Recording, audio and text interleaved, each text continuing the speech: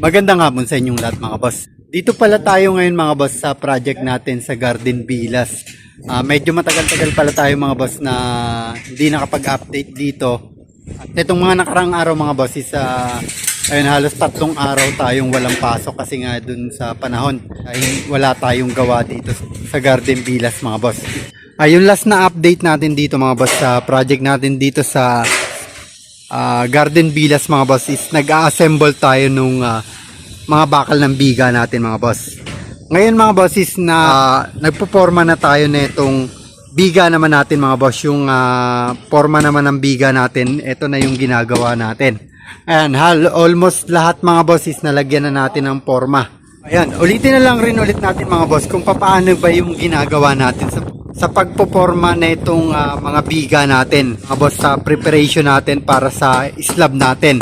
Ang gagamitin kasi natin dito mga boss is yung flat deck yung gagamitin natin dito mga boss. Nandiyan na rin pala yung flat deck natin mga boss, na i-deliver na rin yun nakarang araw. Ayan, pakita ko na lang sa inyo mga boss.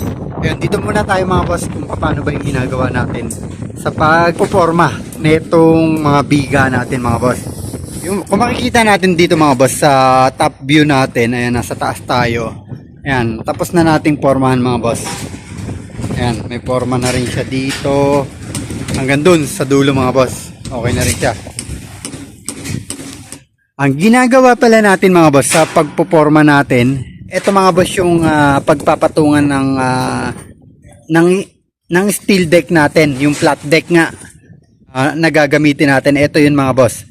Ayan, kung mapapansin natin is nakababa siya dito sa may biga natin.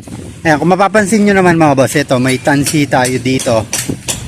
Etong tansi na to mga boss, ito yung taas na magiging flooring natin mga boss. Ayan, tinatansihan natin lahat yan mga boss, paikot. Ayan, hanggang doon mga boss, ayan, kung mapapansin natin may tansi siya.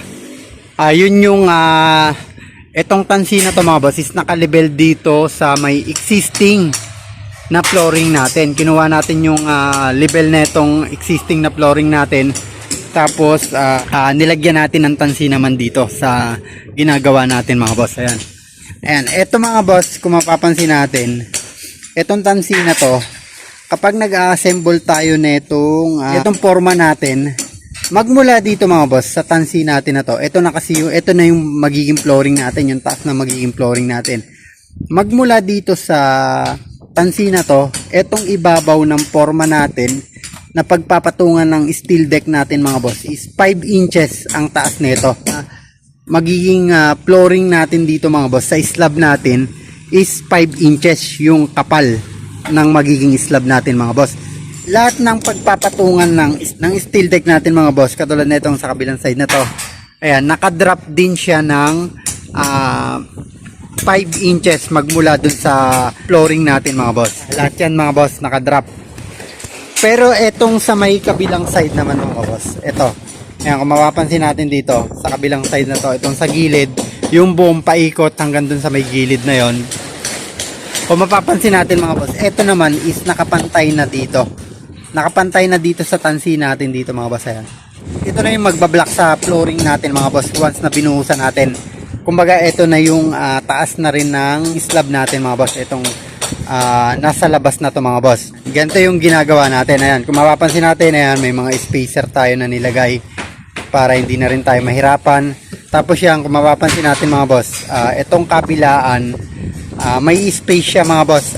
Yung space natin dito is 2 cm yung kabilaan. Para itong bakal nga ng biga natin is nasa gitna ng magiging buhos natin mga boss.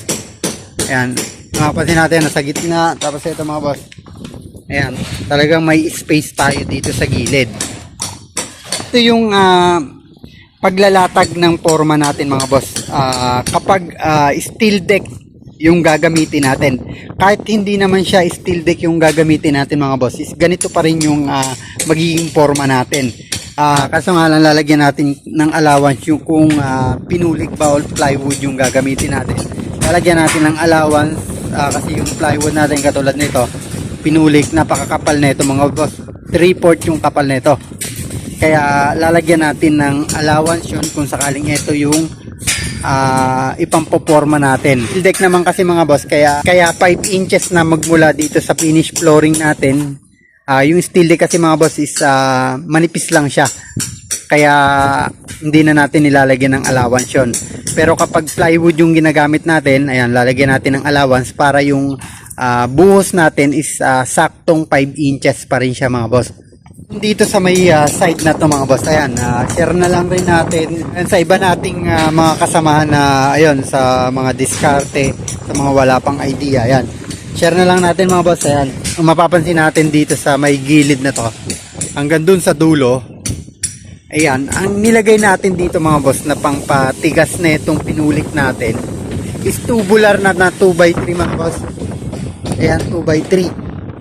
Para talagang etong sa side na to mga boss is straight siya. Ang mapapansin natin hanggang doon sa dulo, hanggang dito mga boss, ayan, straight yan mga boss. Kasi nga yung pampatigas natin dito is tubular. Unlike kasi mga boss kapag coco lumber mga boss, hindi talaga siya totally tuwid. May sasablay at may sasablay pa rin talaga mga boss. Unlike kapag ganito mga boss, oh. Ayan, itong tubular, diretso yan mga boss hanggang dulo. Ayan, pati yung doon mga boss sa may side na yon. Ayan, tubular din yung nilagay natin. Yung gagamitin din pala natin mga boss dito na pamorma natin, yung pagpapatungan ng flat deck natin mga boss, is ito siya mga boss. Katulad nung lagi nating diskarte mga boss, katulad nung lagi nating paraan kung ano yung ginagamit natin pamporma. Ito siya mga boss, yung C-Parlin. Dito natin, ito yung gagamitin natin ng pamatungan ng flat deck natin mga boss. Ayan. Kaya ang diskarte natin mga boss, lahat ng gagamitin natin, kasi ito mga boss is may bubong tayo dito sa second floor natin is bubong na siya mga boss. Kaya ang ginagawa natin mga boss is sinasabay natin sa materials natin tong mga gagamitin natin na C-Parlin tsaka tubular. Ayun, katulad nung ginamit natin doon, ito. Yan, katulad nung ginamit natin dyan. Yan, sa gilid is tubular siya para straight yung gilid niya. Ayan, lagi nating sinasabayan para less na rin tayo mga boss sa mga coco lumber na gagamitin natin. Saka mas maganda pa rin to mga boss kasi nga talagang pantay kung ito yung gagamitin natin pamporma, itong tubular tsaka yung C-Parlin natin mga boss.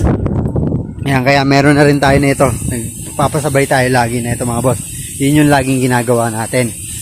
Tapos ito na pala yung gagamitin natin mga boss na flat deck. Ayan, ito siya mga boss. Yung kapal pala na ito mga boss is 8mm yung kapal na ito. Ayan, yung kapal niya is 8mm.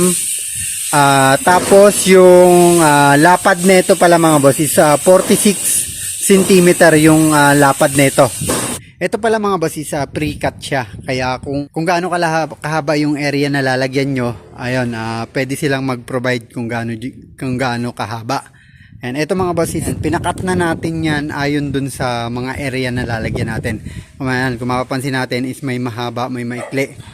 And iba-iba yung sukat niya kasi nga iba-iba yung size nung mga biga natin dun mga boss. Iba-iba yung size kaya pinakat na natin to para at least hindi na tayo mahirapan mag-cut. Ito mga boss is ayan, isasalpak na lang natin once na ma-assemble na natin yung pagpapatungan nito mga boss. Kapag na-assemble natin yan mga boss bukas is ayan, pwede na tayo maglatag nitong mga flat deck natin mga boss. Dito din pala mga boss, sa itong area na to, ayan, kung mapapansin natin mga boss, ayan, hinuhukayan na pala natin to mga boss. Para dun sa linya ng mga PVC pipe natin na natatakbo sa mga toilet tsaka sa mga floor drain natin mga boss. Kasi mga boss, sa area na to is laundry, tapos yung sa taas, second floor hanggang third floor is may toilet tayo doon. Dito natin itatago yung main na pipe natin mga boss, paakyat sa second floor dito sa side na to. Tapos yung dito naman mga boss, sa area na to, yan, sa area na to mga boss is meron din tayo ditong tatakbo na pipe. Meron din dito kasi mga boss na toilet. sa second floor. Kaya i-connect natin dito sa main line natin mga boss. Ayan, diretso siya dito mga boss. Palabas. Ayan. Diretso siya dito.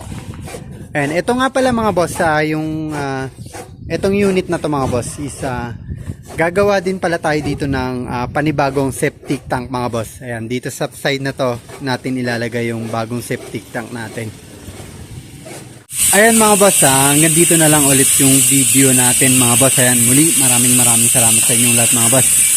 Ingat na lang tayo palagi mga boss. Ayan, God bless sa ating lahat.